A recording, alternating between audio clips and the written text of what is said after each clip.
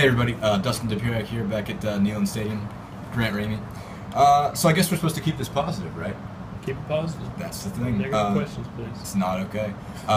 So Tennessee somehow pulls this thing off, 27-24 over South Carolina, in a game that early on looked like they really should have dominated, and for about 3 quarters didn't dominate at all. Had a lot of breakdowns in this one.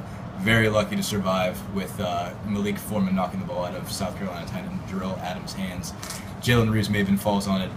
Tennessee, I mean, escapes is really an understatement for the degree to which they got out of that one.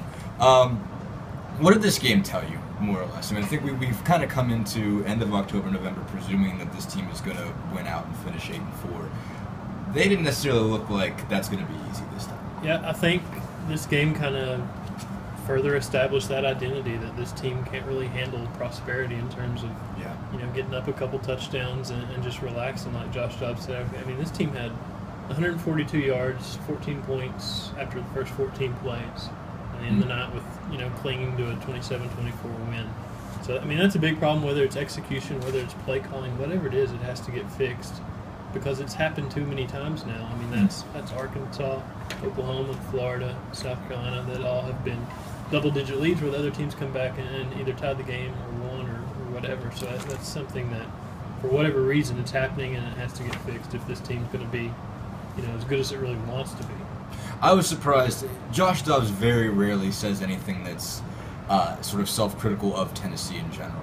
When he came out and said, we really kind of took our foot off the pedal, I mean, that sort of shocked me because while that was obvious, Dobbs usually isn't going to be the one to say it. That, I think, surprised me that those guys came out and sort of flat out admitted, yeah, we did, really took our foot off the gas and relaxed. I thought it was just weird to hear him say that.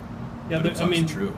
It is true, and that you're right. There's not a ton of personality that comes out when these guys talk to the media. But at some point, what else can you say? I mean, this is the 4th time it's happened, and it's going to keep happening unless something changes. So you might as well address it, and you get more respect when you do address it and just say what happens. Sure. No, I think very odd. I mean, 17 rushing yards in the second half, which was wild. If you consider, you looked at the first half, it looked like they were going to be able to run on South Carolina all day. South Carolina is statistically, I think, 13th in the SEC in run defense, or maybe it's 12th, one or the other. I don't know. They're 12th in pass and 13th in run, or one of those things is flipped.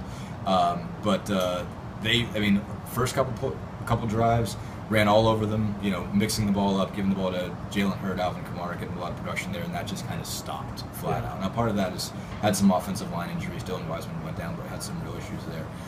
Defensively, this was, I thought, an interesting game for UT.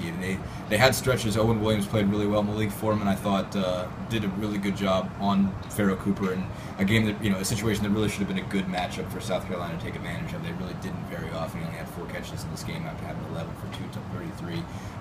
But at the end of the day, they did make a big play. As much as we talked about them blowing the lead, they at least didn't blow it all the way this time like they did against Florida and Oklahoma, and they came up with a big play when they absolutely needed it. Yeah, and it's kind of like the Georgia game where Butch talked about when we've been on the bad end of games like this where Reggie Davis drops the touchdown pass.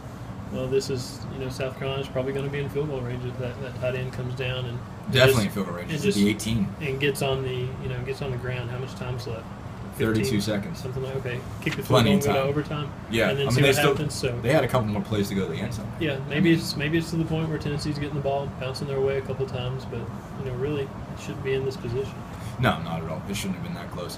And it was kind of weird. Butch Jones came out and told us we all need to be a bit more positive, I guess. It was odd. He came in sort of locked and loaded to a question from Brent Hubbs that was pretty innocuous, just saying, hey, what sort of changed offensively? And he sort of launched into, hey, I'm not going to apologize for this win. Bottom line, there's got to be more positivity around here, stuff like that. What'd you kind of make of all that? What did that sort of say to you about where his, I guess, heads or thoughts at? I mean, it doesn't hurt my feelings. I don't care what the guy says, but it's just bizarre and awkward, and it seems so planned, like you said. Like he came in with this thinking, I'm going to get this point across, when really, he says, keep it positive, a win's a win, I'm not going to apologize. And then for the next 10 minutes, he's talking about, how his team could have played better and how they could have done this better and this better. Well, if you're saying that, then you didn't play the best game you could have played. So those questions are going to come up. I mean, that comes with the territory. I don't understand with a multi-million-dollar contract and a huge buyout, why he's so insecure and why he reads into what people think about this program. It seems like it's a waste of time for a guy that has better things to do. Right.